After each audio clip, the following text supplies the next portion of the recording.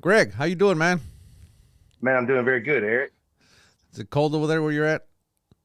Yes, sir. The roads are froze up pretty good, and we're just waiting on more ice today. Yeah, well, typically that's a good thing if you're at a party and you got beer in the ice. Just waiting for ice is usually the good part, but today it is not. Um, No, no, it's not. anyway, so I had Austin on the podcast, and he said I just had to talk to you. Just I feel like he may have set one or both of us up if that's the case, but that's funny. Austin's a good guy, and he's a pretty decent shooter as well. yeah, he's getting there. I'd say he's almost as good as an F class shooter. I should have told him that. Nah, it's totally different disciplines, and he's been tearing it up, man. I'm happy for him.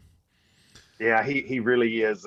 He's something else at a match. He likes to trash talk with the best of them.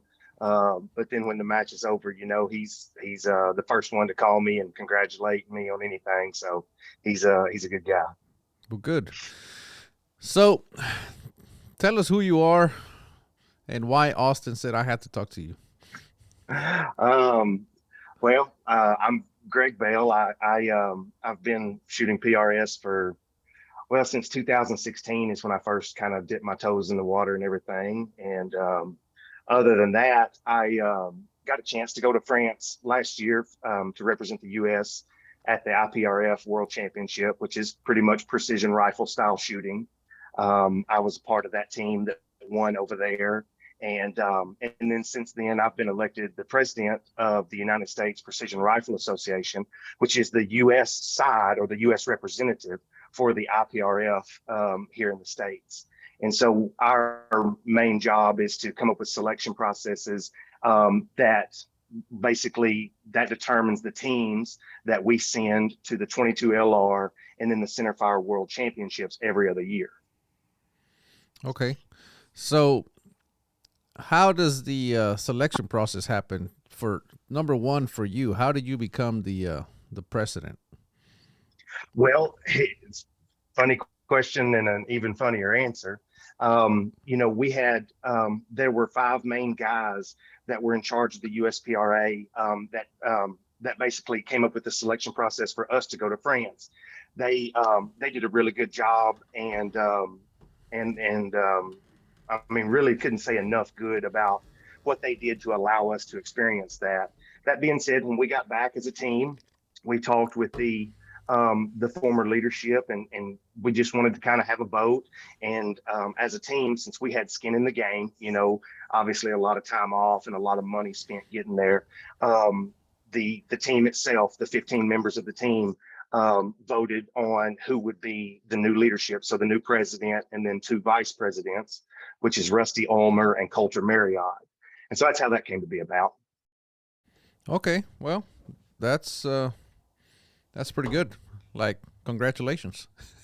Well, thank you. I think I was probably just too dumb to say no. But that being said, I had so much fun in France. And I guess part of my personality is, I'm definitely not the greatest person in the world, but I enjoy the sport and I enjoy other people being able to experience what I got to do. And so if I can be a part of selecting not only good teams, but then also, man, just encouraging these guys and other people get to experience what we got to do, there's a lot of joy in that. Yeah, there's it's just a whole nother level of accomplishment and pride when you're not shooting for yourself. You're shooting for the United States of America, right? Yes, sir. It's Yeah, it was, man, it's really hard to describe without being there, and not only being there but being a part of that team. Because even in the US, when we shoot matches, we're always helping each other and all these other things. But when you're there, I mean, every time you shoot a stage, you're going up and down the line, to tell your other teammates, hey, if you get here, here's something to watch, or you might want to do this, or I wouldn't do this again, or something like that. Like it was a really neat atmosphere like that. We all wanted to win, but we wanted to without sounding really mean, we wanted to just crush everybody else, as much as we could. Well, what ends up happening is you are no longer an individual shooter, right? Yes, sir. You're helping each other out. You're how many members were there? You were shooting open class, I assume. Yes, sir. Yeah. So there were six of us on open. We had four men shooting limited, which is 308 division. We had three ladies there shooting open, and then we had two seniors shooting senior open as well. So if my math is right, that would have been 15 of us. So you guys just in open had six shooters, that, Yes, sir. which is what you shot, correct? Yes, sir. So I guess what I'm getting at is, all of a sudden you don't have one chance of winning. You have six chances of winning. That's the way Yeah. I see it. As long as one of my teammates wins, even if I don't win, I'm stoked, right? Yeah. And that's the individual championship. And of course, you add to that the individual championship, which is another layer, Yeah. because you have to switch back and forth between. And you guys, I understand you guys do it differently than we do. The way we do it is you shoot individual championships on your own against Mhm. everybody else, including your teammates. And then once that's over, then we have a separate match, 2 or 3 days Yeah. that is team match. You guys had them; they were both going at the same time. Yes, sir. Yeah. So we shot, it was considered a 4 day match. Half of the people shot on, say, Monday and Wednesday, and then open. We shot on Tuesday and Thursday. And so it was different because the way they got the team scores was they added up your scores to get your team score. And so on one hand, yes, each one of us guys wanted to win. We wanted to be the top guy. But at the same time, the best way to help your team is by trying to be the top guy. So it wasn't so much of a dichotomy or something that, you know, anything like that. Like it was like you were shooting your best and you knew that that would help your team the best. The So obviously, for those that don't know, I know, but you guys won the world championship. Like every team the United States brought won, correct? Yes, sir. That's correct. Yeah. The seniors technically didn't win, although Rusty and Paul Higley, who were our two representatives, both finished 1 and 2. But because we didn't have a third senior shooter, you had to have at least three to qualify for the team. So technically we didn't win senior, although I think they only, between the two of them, they were 30, their two combined scores were 31 points behind the team that won, who had three scores. So I mean, those guys killed it. Yeah, that's pretty impressive. So this was the first world championship PRS. Yes, sir. Yeah. So technically, it was a PRS style match. I mean, absolutely, but the first actual IPRF World Championship. How did that happen? How long did it take? How long have you been aware of it? Um, so let's see, 2022. I'm going to say somewhere in 2020, I kind of heard about it. And the U.S. representative at the time, the president was Eric Lundberg, who I was friends with. Man, he's a big contributor to the community, ROs a ton of matches, and everything. And so as soon as I saw his name listed, I immediately messaged him. I said, Eric, I don't care what it takes. If I just have to carry water, I want to go. Like, man, just please tell me whatever it takes. I was excited about it from day one, even though I knew it would be tough to make the team. Like, it didn't matter. Like, this was the goal. And so, as far as the international side, those guys had been working on this for at least 2 years before France ever happened. I would say maybe even 2.5 years. And I'm not as familiar with the original group that started it and all of the history there. I do know that Rob Ramsden from South Africa, Marcus Olsen from Sweden, Scott Satterley from the US, and I'm sure I'm leaving somebody else out. There was a core group of people that came up with the idea. And then from that point on, man, there was a lot of work because it went from nothing to France in 2 years, which is a really big deal, actually. Um, so yeah, that's kind of some of the backstory there that I know. Yeah, I can imagine it takes quite a bit of planning, especially coordination and How many countries were there? There was 26 countries there. Yeah, just just getting to getting 26 people to meet up somewhere can be hard sometimes, much less 26 countries and permits and Yeah. flights and accommodations and all of the above. It can be a pretty huge undertaking.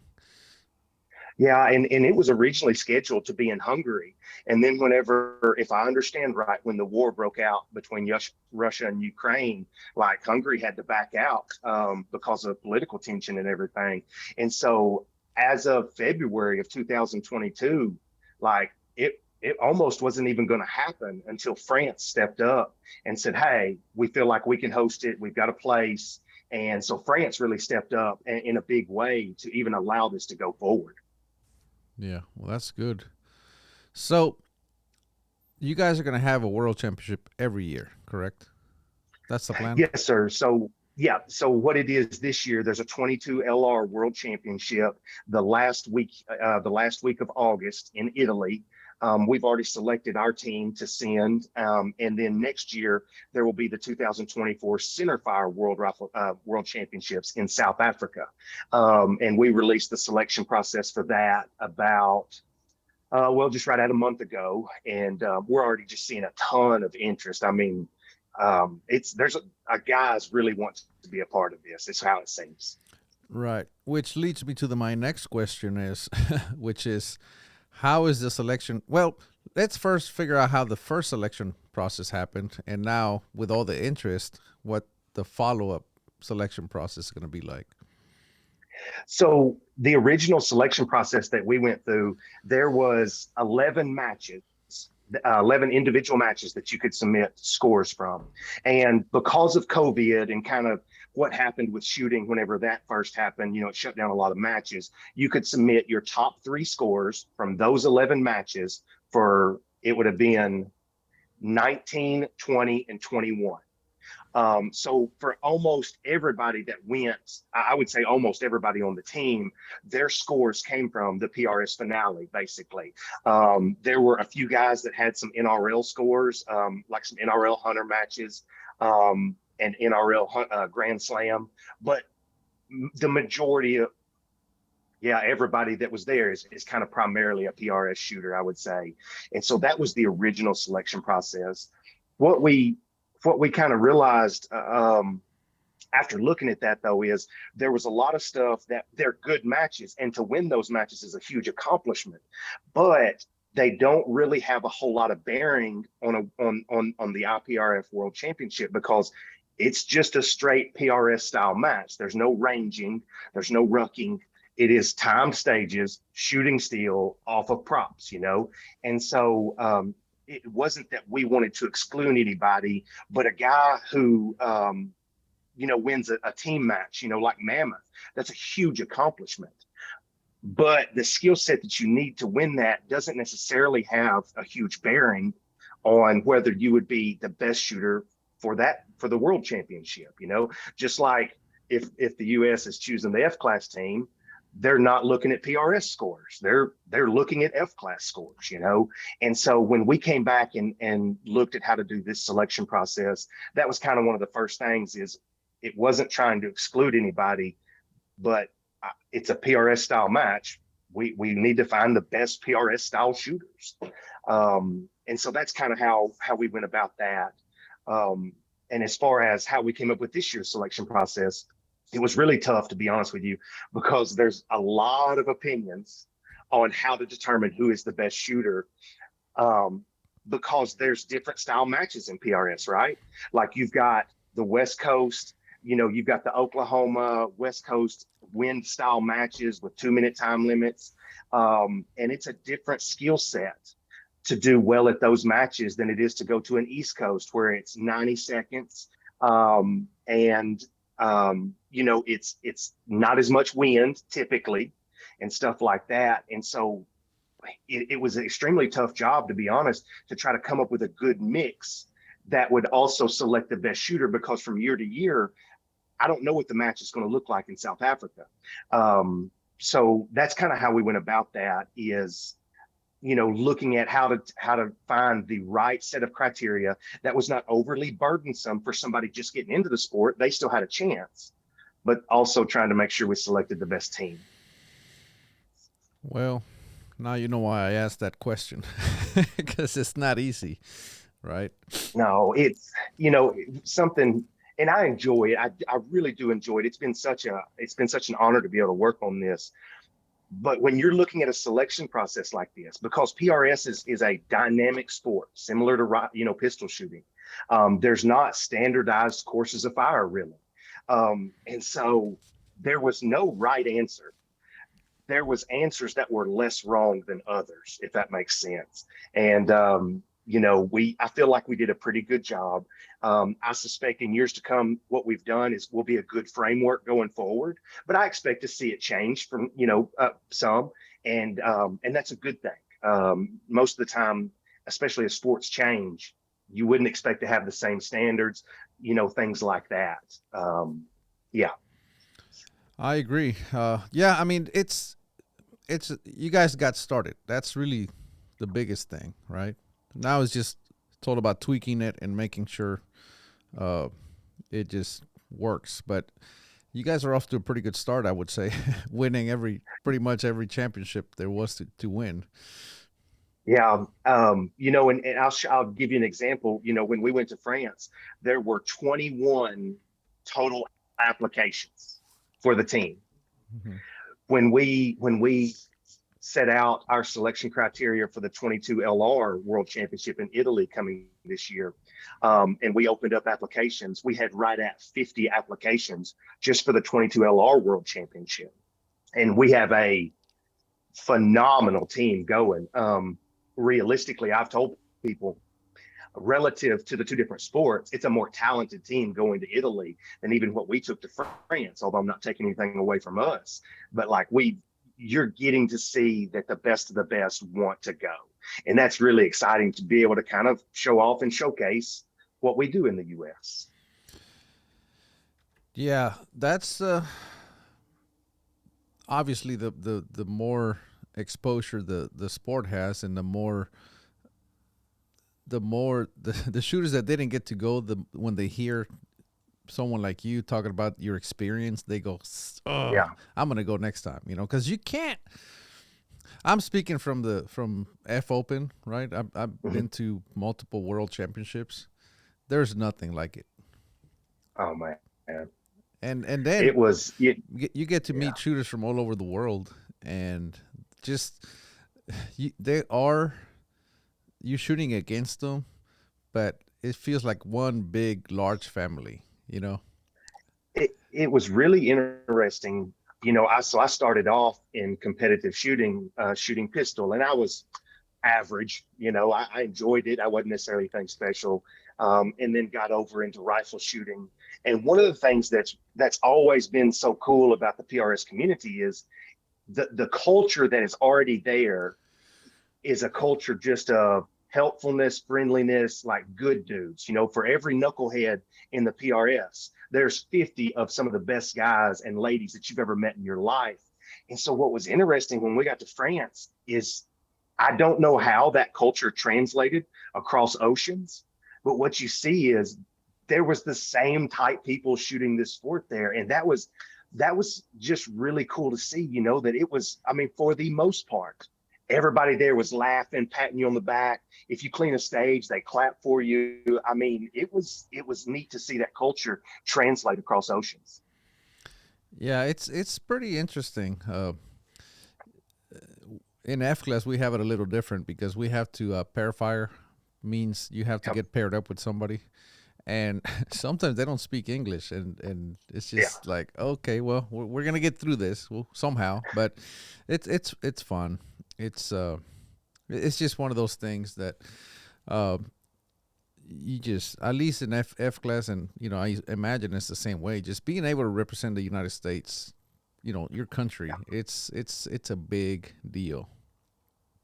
It really was. And we didn't realize when we went over there, and I want to be careful how I phrase this, but we were we were somewhat treated like celebrities.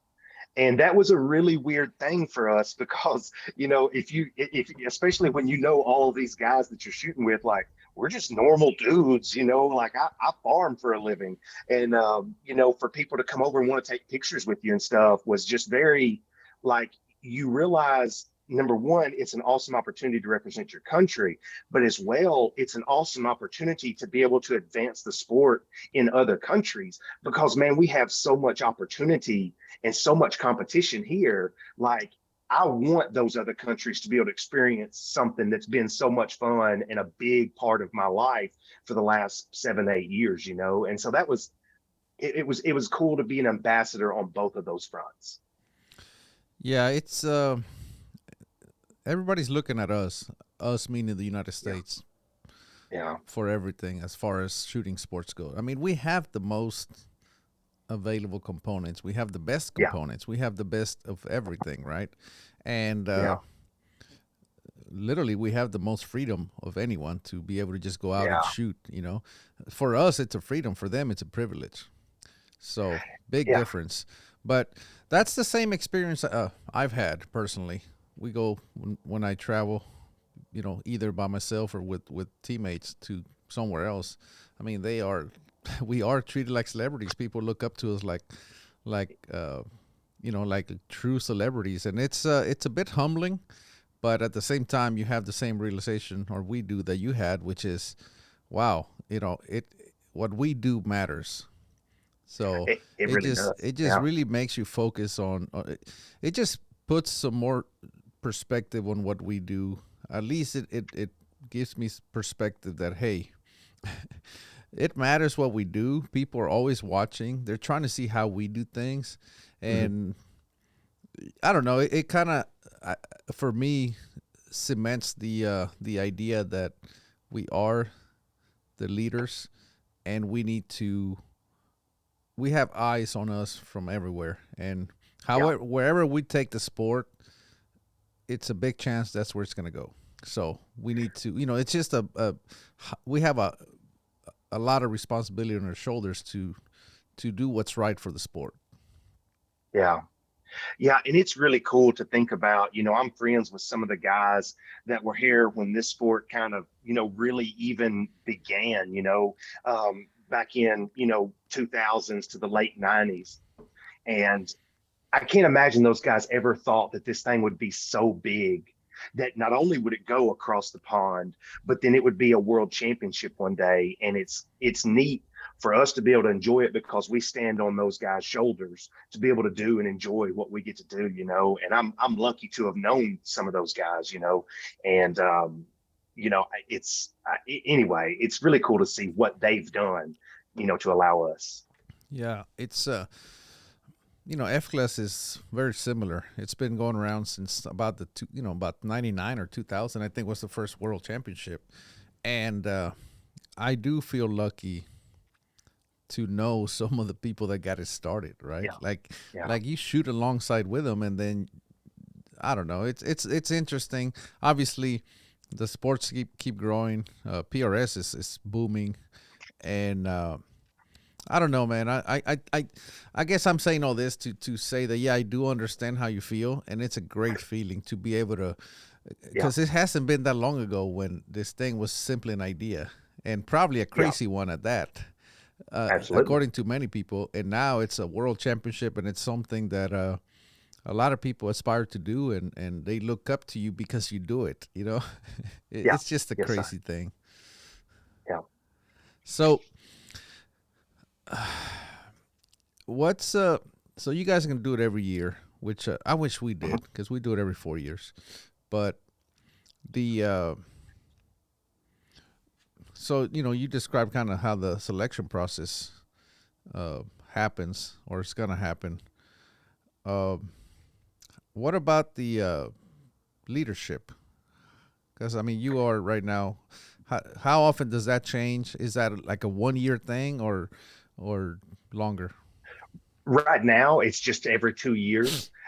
There's still some things that we're working through because so originally when the USPRA was started and the IPRF World Championship was an idea, what it was going to be was a centerfire World Championship, and then the next year it would be a team match. And if I understand right, it's more of like a two-man team type format, similar to like a mammoth or some of the other military sniper matches that you see. Since then, in Italy, the leadership of the countries got together and decided to do a 22 LR instead of a team match format. And so, anyway, all that being said, the leadership was originally set up to just be an every 2 year cycle, and so basically the team would kind of vote on new leadership each year or every other year. Those are actually some things that, because this is brand new, we're still working through and trying to sort out. And a lot of that falls on my shoulders to come to a consensus and get this done. And that's been, we've been so overwhelmed with getting the 22LR selection process put out, then selecting the team, then getting the centerfire selection process put out, that some of those things are still being worked on as of today. Well, I'm sure you guys will get it all ironed out. Yeah. Do you not shoot rimfire? No, sir. Not yet. It's just one of the, not yet. It's one of those things to where I put so much into center fire, and it to be for me to be competitive at any kind of level in center fire, I kind of have to pick one or the other, much less to be able to have a family and a job and everything else. And so, I jokingly tell people I can lose enough money in one sport. I don't need another sport to lose money in. But I have a huge amount of respect, and I've learned a lot about the rimfire world, having to go through and do a selection process for that. So no, I'm just right now just not enough time in the week. Yeah, I understand. The Tell me about what it took to get there in a sense of logistics, right? Because you can't take enough ammo on the plane with you, can you, to shoot the whole thing? So we actually could. Oh, you could. Yes, yes. So one thing, and I know I listened to your podcast with Peyton Grimes after the World Championship, and one of the things she mentioned was Miss Angela Zane, Allison Zane's mom, was a huge help in this aspect, putting together like a 5-page Google Doc with checklists and everything. As far as the logistics, it was something that we were very concerned about, because basically we found out we were a part of the team about 2.5 months in advance of the match. And so there was a lot of stuff to kind of wrap your head around.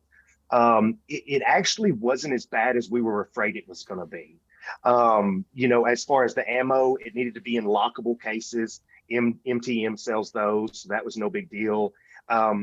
Really, you were limited on weight, not on the number of rounds. But now part of that was we had to have an official invitation from the French Precision Rifle Association. And as long as you had that invitation, then that gave you a different limit than, say, just a guy who's traveling through Europe. So as long as you were there for a sporting competition, they have different limits on the amount of ammo that you can bring in. So almost all of us carried in 300 rounds. In fact, I'm almost sure everybody did. How much? How much? Because what is it? 11 pounds. That's the typical limit. Yes, sir. What did it Yeah, go up that's to? right. Do you remember?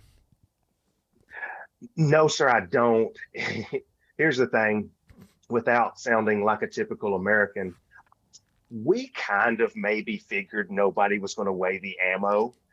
And so we just kind of took our chances, and come to find out nobody could have cared less how much weight we had on there, as long as we met baggage restrictions. So it ended up not being an issue really for anybody. And I'm sorry to say that, but anyway.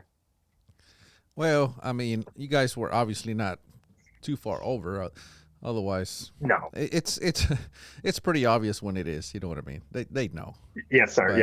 But Yeah. but yeah. So 300 rounds. Man, I wish I only needed 300 rounds to shoot a world championship. How much do y'all need? 700. Oh, wow. And these are big. These are big cases too. Wow. I Yeah, had no idea. yeah. Cause see, we don't shoot. Like I said, we shoot individuals and then team. That's so. If you guys did that, you would have Okay. needed 600. Just like Yeah. that. Yeah. Plus Yeah. Okay. practice That makes sense. and all of the above, right? So, yeah. Yes, sir. So we have to ship everything because you know, like I said, at some point they care how much you have. uh, Oh yeah, and 700 rounds, especially the bigger cartridges that we use, yeah, they take up a whole entire suitcase, right? yeah. uh, Wow. Yeah, so yeah, we have to deal with different things. But yeah, that invitation is something pretty major that you need. yeah, Most people don't realize that, but we get that as well. We get invitations to come shoot, uh, and then we have to file paperwork and rifle permits and all of the above. But yeah, we have to ship the ammo. We are lucky enough that at least the U.S. rifle team, that we have sponsors like Capstone, Burger, and all them, and exactly. they really step up big time, and they ship everything for us because they have all the permitting and the experience and all of the above, right? But Yeah. man, without them, it'd be pretty tough. Yeah, and that's something. It's interesting you bring that up because I've had I've had companies reach out to me since the World Championship, and I feel like there's going to be more interest in in certain companies wanting to be a part of this. Not necessarily, I'm not saying from a financial point of view, although that may be the case, and that'd be great. But really from a logistics point of view, most of the companies, a lot of the bigger companies here in the U.S., like say a Leupold, they're already established in South Africa and many other of these countries, and they have representatives there. And so I think we're going to be able to see some more support like that in the future to where those companies could help us with that. And that would it's such a big help. Yeah, and it gets expensive. I mean, when we went to England, we had to ship our own ammo, and Yeah. it was five of us. It got pretty pricey. I think it ended up costing us like $600 each. Like that's more than a Oh, dollar a round just to just to ship it. wow. Uh, yeah, it's it depends obviously where you ship it. We shipped it to England, but depending on the restrictions and everything else, it matters uh, where you take it. So when we were in England, we couldn't shoot for one day because that's when the Queen passed. So they shut everything down, and so we ended up having to bring ammo back. Well, that in itself was a problem Yeah. because they're like, yeah, we're gonna bring ammo back, and we had tons of brass that we had shot, right? So we Yeah. we're trying to bring it back, and so for anybody that goes to England, let me tell you how it went for us, so that you are aware. Number one, we're like, well, let's just put it in with the luggage, right? So we put it all in there. Well, number one, you couldn't have it in a big. It had to be. You had to check it, but it had to be the size of a carry-on because their X-ray machine was pretty small. Yeah. Number two, uh, you can't have your brass or your ammo mixed with anything else. It has to be, from what I understand, I think it had to be in its own container, like it's in Hmm. its own suitcase. It can't be with the rifle, and I think if I remember correctly, they were counting brass as live ammunition, even though it's Oh, just wow. brass. There was I didn't have to I didn't have to go through it all because my friend Todd was his flight was like 2 hours earlier than mine, so he got there first, and he had to experience all of this. So while he's going through that, he's texting the rest of us, and we're back at the house switching stuff and moving stuff around. So he ended up taking the the initial blow because he had to buy a luggage there at the airport to meet the requirements, and he had to Uh, do all that and still try to catch a flight, right? and yeah. and it took 3 hours for him to get through all that. So See, and that was something we were so concerned about was not only going in, you had to have your ammo in a locked container.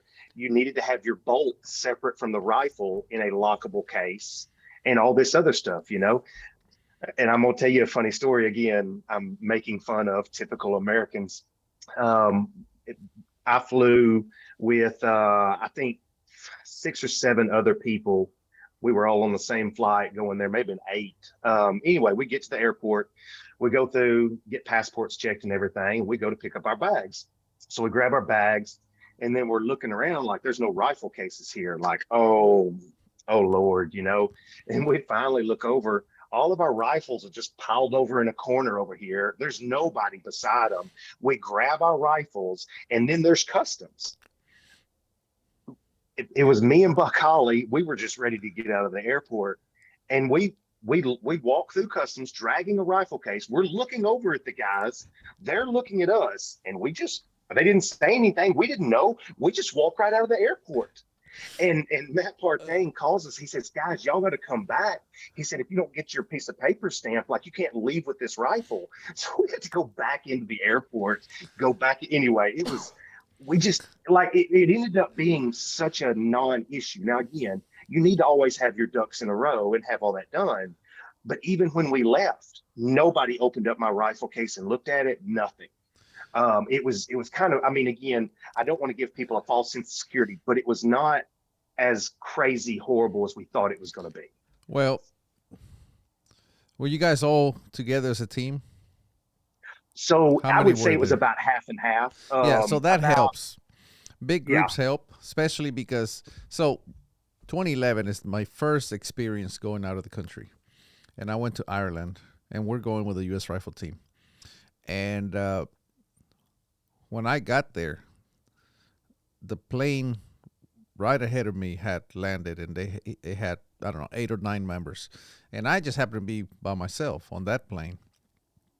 But when I get there, um, I get to customs, and there's 2 girls there, and of course I'm wearing my Team USA shirt and stuff, and they said, "Hey, some of your teammates just went through here like 10 minutes ago. If you hurry, you can catch them." I said, "Well, we still got to do this." She goes, "We already did all theirs. It's fine. We know you guys are good." And they just stamped my deal, and on they took a quick glance, but again, it's now if you are in a, like when I went to England, I was by myself. Like my teammates were, yeah. they looked and they checked and they, you know what I mean. So they do their due diligence, but it's like, okay, this is the U.S. rifle team. Like once you do 6 or 7 of them, they go, okay, you know what I mean. Well, and the other thing was there was like the South African team was there. Yeah. They had, I think, 22 or 24 guys. So yeah, you're right. And that may have been the big difference, I guess. But boy, we sure felt dumb when we had to go back into the airport. Yeah, you don't want to grab your rifle and just walk past customs. I, you know, I, I don't know. We slow walked if I past them had like if I had to give you any advice, I would say don't do that again. I learned that lesson that time. Well, luckily nothing happened. So even in the States, like, my friend Todd, he's from Washington State. He gets there and it's tough. Like it takes him 3 hours to get his rifle. I'm in Texas. I land in San Antonio, and I land and there's my luggage and there's my rifle. Some guy's holding it, and I go over there to go get it, and he says, "Do you have your 4477 or whatever that form is?" That, Yeah, and we'll talk about that here shortly because that's something people need to know. yeah, I think it's 4457, but anyway. yeah. And I said, "Yeah," and he goes, "Just let me see your ID." So I show him my ID, and he says, "Oh, okay, you're from here. It's all right here." He just gives me my rifle, because Texas, right? They deal with guns all the time. Todd over in Washington State, Todd and Ted, I think it took them 3 hours to get there, to get through all the checks and balances and whatever the crap they do. But so what is it? 4457. I believe that's correct. So Yes. explain what that form is and why it's extremely important that we have it before we leave. Yeah. So for me, I just had to go to a local customs office there in Little Rock. Even though Little Rock doesn't have an international airport, they still have a customs office just to handle incoming freight. And so you just go in. Do not take your firearm in there because it is a federal facility. Ask me how I know. And but the guy gives you a piece of paper. He comes out, checks the serial number on the gun, and writes it down. Sometimes they'll try to get the serial number off your scope and stuff. But basically, all that is declaring that you are not importing a firearm when you come back into the U.S. Like you're just bringing your own rifle back into the U.S., Right. which is very important. Yeah. yeah, and it ended up so when we left Paris, my rifle never got on the plane. Uh oh. And I had the little Apple AirTags, in my rifle case. And so when we landed in Atlanta, like I didn't know what to do because I still had to drive home and I didn't want to spend another night in Atlanta. I was ready to see my wife and kids. And anyway, I found a very nice customs officer, showed him. Anyway, he took care of all of that. But it was sketchy there for a little bit, not having my rifle.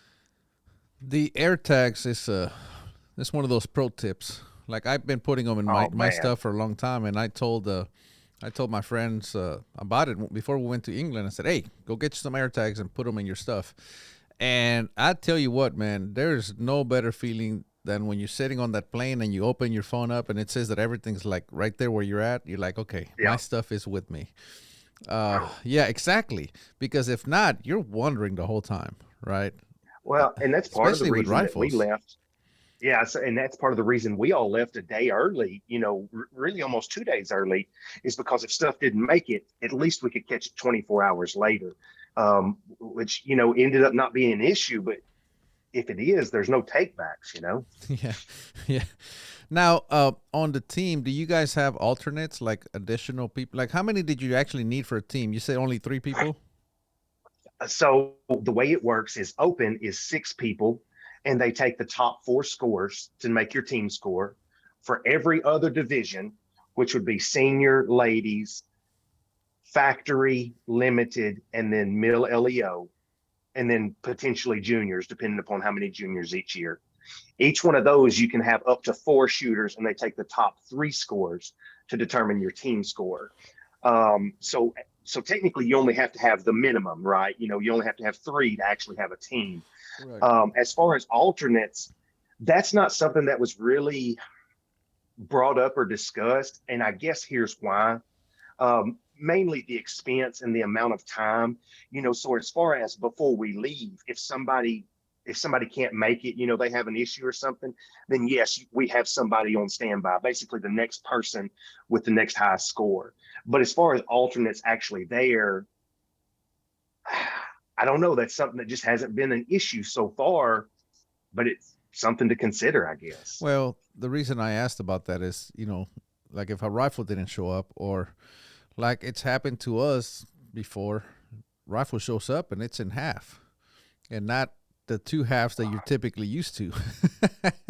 You know what I Oh mean? my. So there's a lot of things that can happen, but yeah, it's just one of those things, man, that most people don't even think about until you open that case. And you guys use a lot of chassis, so that's probably a little bit more durable than the wood stocks that we have.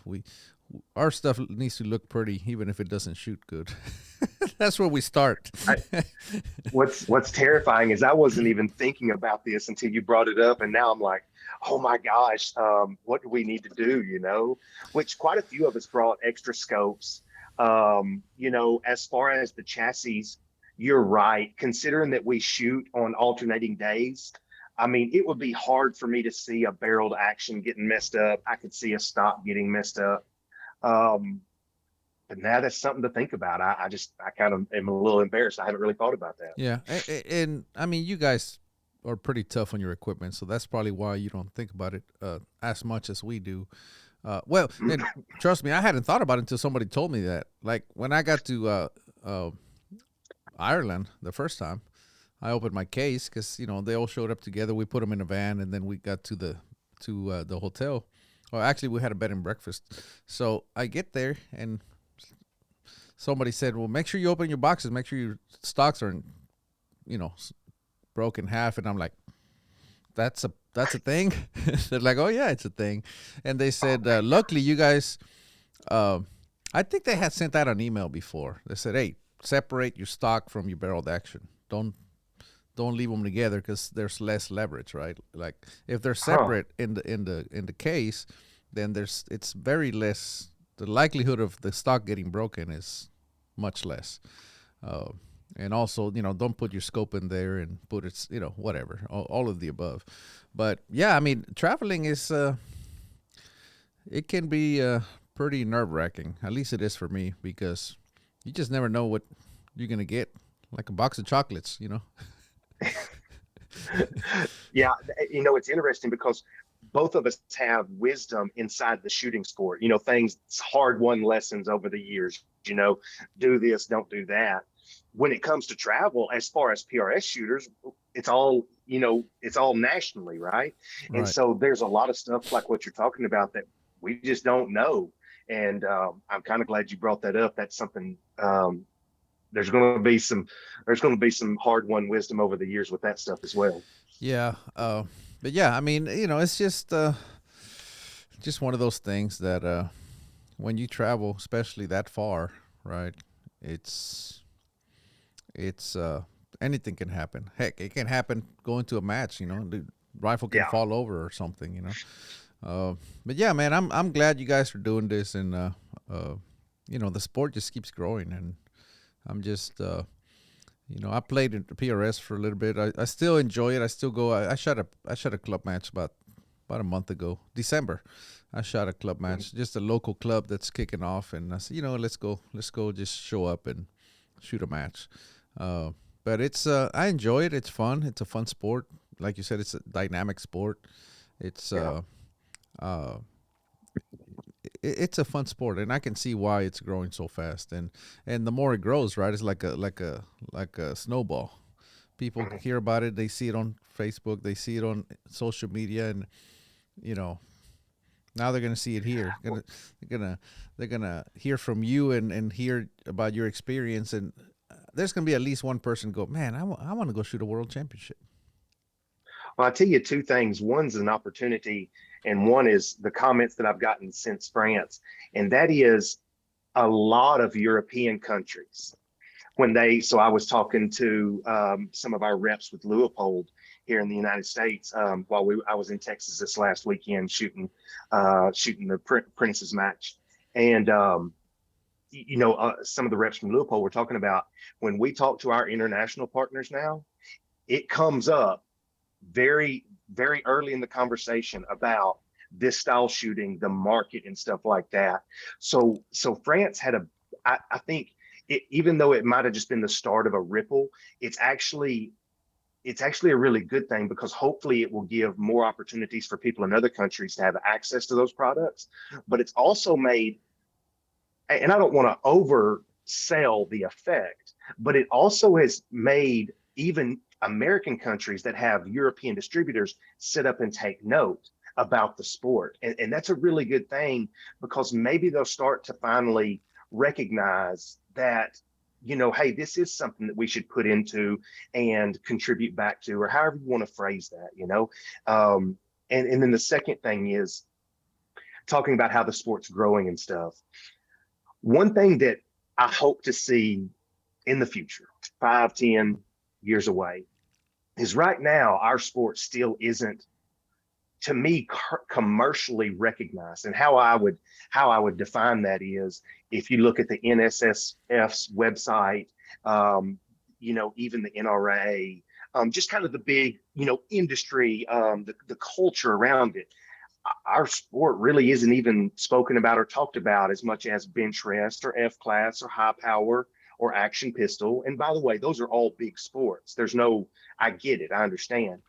But at what point um, will this sport be recognized in a way that gives some credibility to it, if that makes sense? Because until you are recognized by some of these bigger organizations, even USA Shooting, it still kind of feels like we're all just, I don't know. I don't know if I can really explain it, but I think that would be something in the future that I would really love to see. Well, you guys are doing pretty good. I mean, to have a world championship that you guys pretty much set up on your own, it's probably Yeah, better than if you had one of these big organizations say this is how it's going to go, because yeah, this is like shooters, like the spirit of the competition is still the same in a sense of yeah, just a bunch of good old friends getting together and coming up with ways to have fun and shoot guns yeah, at the same time. yeah. Um, yeah, I get what you're saying, but I, I think you guys are doing pretty good as is. You know. Well, it's interesting to hear you say that because your exact phrase about you're probably better off having it done and run by shooters is the exact thing that another person said to me. And I cannot remember who it was, but here in the last 2 weeks. And so I guess what I'm saying is not so much that it needs to be under a certain umbrella, but just that it's recognized along the same veins as these other rifle sports would be just something cool, you know. Neither here nor there. It's not that big a deal. The sport has survived without it and will continue to thrive. You know? Oh yeah, it's doing pretty good. Uh, anything else? Anything else you want to share with us? Man, I would just say never take for granted how really blessed we are in the US. You know, one of the reasons that we did so well in France is yeah, we've been doing it a long time. And yeah, I mean you could easily say the sport started here. But two of the biggest things is the amount of opportunities we have to shoot and the level of competition we get to shoot against on any given weekend. You can have every opportunity in the world, but if you don't have competition pushing you, you never develop. And I think that's one of the strongest things about US shooters is the level of competition, the number of guys on any given weekend who can win a match is increased dramatically just over the last 5 years. And you know, we're really lucky to have, even though we all want to win, I always want to be pushed, you know. And that's something that I hope to see in the future with the World Championships. We felt like we were probably going to win. We felt like that was a pretty good, you know, possibility. But I think all of us want it to be more of a knockdown, drag out fight. And so one of the best ways for that to happen is to see these other countries get better. You're already seeing just this last weekend at Prentice's match, there were 8 or 9 or 10 different international shooters from 3 or 4 different countries. And that's just normally we don't see that. And so it's really cool to see more interest of people coming over here and wanting to shoot against our competition. Um, Man, I could probably just talk your ears off all day long, but it's neat to see what the first match, how it has created more interest and what it's doing for the sport. It's neat to see. Yep, indeed, man. It's good times for the shooting sport. That's for sure. Yes, sir. Uh, nomination time. That's how you got here. So now you gotta put somebody else in the. Let's call it the chopping block for now. Um, I will tell you, I was thinking about somebody internationally or one of my buddies or something like that. I will tell you Ken Wheeler, the new owner of the PRS. Okay. He is a phenomenal guy, and I really am excited about the potential, the new leadership change. Shannon has done a phenomenal job with the PRS, but I think Ken and Missy will be able to carry it forward and do just as good. And Ken is a very nice and cool guy to talk to. The other one would be Marcus Olson, the president of the IPRF. He's from Sweden. He speaks considerably better English than I do, and he's Marcus is actually a really good dude. I really like Marcus. We've become good friends. Okay. Well, good deal, man. I appreciate that, and man, keep on trucking. You guys are killing it. Yeah, thank you for having me on, Mr. Eric. I really appreciate the time. Oh man, anytime. Take care, man. Have a See good ya. day.